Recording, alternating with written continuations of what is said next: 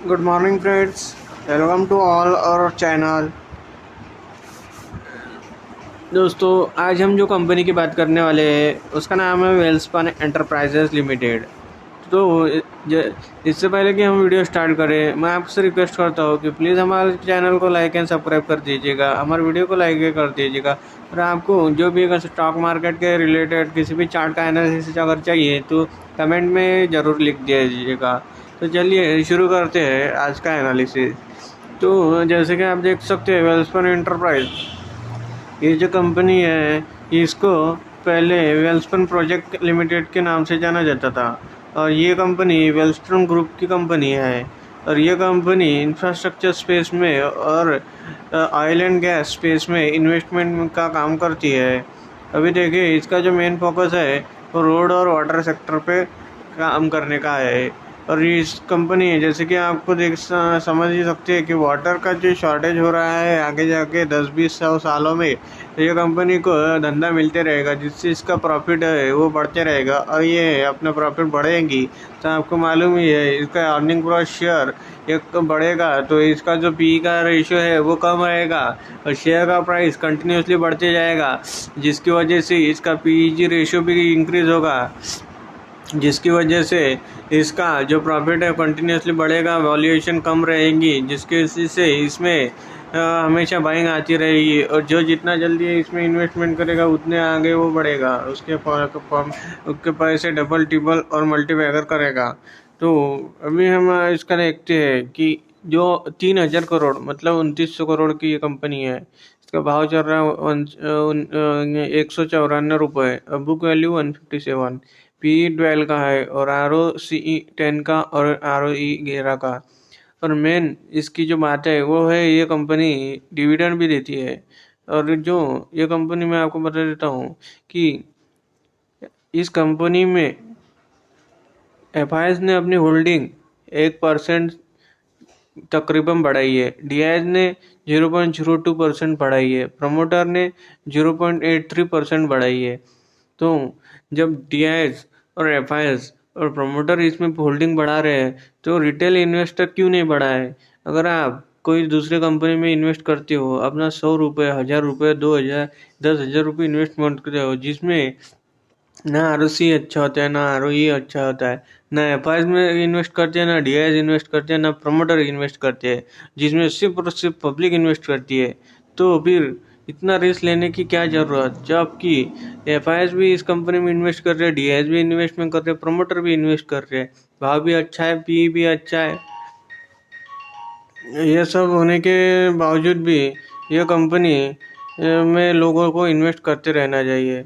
और मैं आपको बता देता हूँ, अभी इस कंपनी का जो चार्ट पैटर्न है वो अपने 200 डेमा और अपना जो 50 डेमा का है उसको सपोर्ट ले रहा है, और वो सपोर्ट लेने के साथ ही क्रॉस भी कर दिया है, जिसकी वजह से अगर आप देखें तो लास्ट इसका जो अपना डेमा का इसने टच किया था वो 12 अप्रैल 2023 के पास में किया था।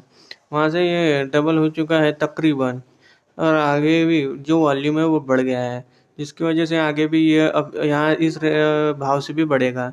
अभी मैं आपको वो इसमें बता देता हूँ, जो प्रोज है वो ये है कि ये डेप कर्जा मुक्त कंपनी है, आने वाला क्वार्टर का रिजल्ट भी अच्छा आने वाला है, डिविडेंड यील्ड अच्छी देने वाला है।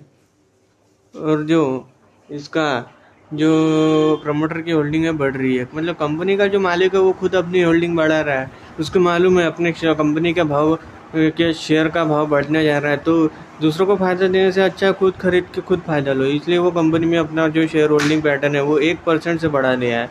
मतलब 1% मतलब 20 करोड़ रुपए होते हैं, 2,000 करोड़ की कंपनी है। जब 20,000 करोड़ पे अगर उसका 20 करोड़ रुपए भाव का शेयर का भाव डबल हो गया, 20 के 40 करोड़ हो जाते हैं उसके। तो ये सारी बातें हैं। अभी मैं आपका देता हूँ इसका कॉन्स। तो इसका जो इक्विटी 9 का है 3 साल का, 10 और 10 का इक्विटी मतलब बहुत सारी कंपनी का 10 का नॉर्मल रहता है इसलिए। और जो कॉन्टीजेंट लाइबिलिटीज़ है, मतलब उनके पास कोई मटेरियल ऐसा है जो पड़ा हुआ है जिसके यहाँ से कोई फ़ायदा हो नहीं रहा, वो इसका जो रुपये 1000 करोड़ का है। और अर्निंग में जिनका इंक्लूड है 668 करोड़, मतलब इनको जो प्रॉफिट हुआ है उसमें कुछ तो भी ऐसा है जो कि इनकम ऐसी है जो हमेशा हमेशा नहीं आती, एक आधे बार आ जाती है।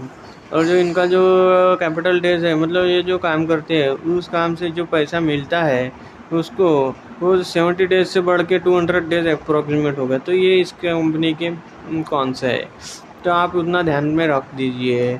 अभी मैं आपको बता देता हूँ, क्वार्टरली बेसिस पे अगर सेल्स देखें तो 700 करोड़ से 800 करोड़ हो गया है। मार्जिन देखें 10 से 11 हो गया है। नेट प्रॉफिट देखिए अगर 400 से 142 कम है, लेकिन दिसंबर के मुताबिक, क्योंकि इसका जो है टैक्स जो 3% का था वो 17% हो गया है। वो इसलिए क्योंकि जो मार्च महीना रहता है उसमें टैक्स ज़्यादा भरना पड़ता है इसलिए, लेकिन जो आगे का है इसमें ऑर्डर आएगा उसमें कम भरना पड़ेगा। तो यह बात अच्छी है। तो सेल्स का अगर ईयरली बेसिस पे देखें तो 1400 करोड़ से बढ़ के 2700 करोड़ हो गया, मतलब डबल हो गया है। 11 से 9 मार्जिन हो गई है। 126 करोड़ का जो प्रॉफिट था वो हो गया 726 करोड़ हो गया। ईपीएस जो 8 और 10 के बीच में रहता था वो अभी डायरेक्ट 50 का हो गया है। अगर हम इसके रिजर्व देखें तो 1600 करोड़ से बढ़ के 2200 करोड़ हो गए हैं। अगर हम इसके बोरोइंग देखें तो 2500 करोड़ के सिर्फ 700 रह गए हैं। तो ये कंपनी के लिए बहुत ही अच्छी बात है, मतलब कंपनी कर्जा मुक्त हो रही है। अगर हम इसका जो ये देखें ऑपरेटिंग एक्टिविटी तो 287 करोड़ सिर्फ इसके धंधे से आ रहा है। अगर मैं आपको और बताऊँ तो एफआईएस और डीएस ने इसमें होल्डिंग बढ़ाई है, प्रमोटर ने होल्डिंग बढ़ाई है और रिटेलर से माल खरीदा जा रहा है। तो ये सारी चीज़ों को मैं अगर आपको जीरोधा के चार्ट पैटर्न में दिखाऊँ तो ये देख सकते हैं, ये है डेली चार्ट पैटर्न। तो चार्ट पैटर्न आप देख सकते हैं, ये जो चार्ट पैटर्न है इसमें वॉल्यूम बढ़ रहा है, एमएसडी बढ़ रही है, और जो चार्ट पैटर्न पे सपोर्ट ले रहा है डेली के लिए, डेली का जो कैंडल स्टिक बन रहा है वो जो ऊपर के हरी लाइन है उसके ऊपर टिकता है और वहाँ से आगे ऊपर चला जाता है। तो मैं आपको बताता हूँ, डेली में अगर किसी को बाइंग करना है तो ऊपर के बराबर लेवल कैसे देखे, तो डे का है तो आप कम से कम इसका 30 मिनट पे लेके आइए। और मैं आपको बता देता हूँ, ये देखो ये है 30 मिनट का चार्ट पैटर्न। तो जून महीने से ये जो शेयर है 30 मिनट के जो अपना जो एवरेज इसका जो ये लाइन है इसके ऊपर सपोर्ट लेता है। जब भी ये 30 मिनट के एवरेज लाइन पे के पास में आता है तब जाके ये कंपनी वहाँ पर कुछ मिनट या कुछ घंटे बिताती है। तो उसके बाद सडन इसमें एक वॉल्यूम के साथ बाइंग आ जाती है और वहाँ से ये ऊपर चला जाता है और फिर से वो लाइन जो है वो ऊपर चली जाती है और फिर से ये शेयर का प्राइस नीचे आ जाता है। और वहाँ नीचे आने के बाद जैसे वो टच करता है इस लाइन को, वहाँ पर थोड़ी देर रुक के फिर से इसमें हाई वॉल्यूम के साथ बाइंग होती है। तो ये सारा खेल चल रहा है इस शेयर में।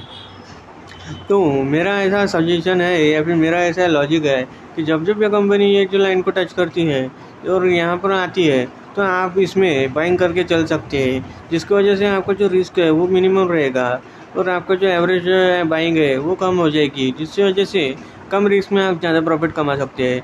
तो अगर आपको हमारे चैनल का एनालिसिस अच्छा लगा तो प्लीज़ हमारे चैनल को लाइक एंड सब्सक्राइब कर दीजिएगा। और कोई के चैनल का या फिर आप हमारे कोई भी और स्टॉक का एनालिसिस चाहते हैं तो प्लीज़ कमेंट में ज़रूर लिख दीजिएगा। इसलिए मैं अभी आपको यहाँ पे धन्यवाद करता हूँ। धन्यवाद।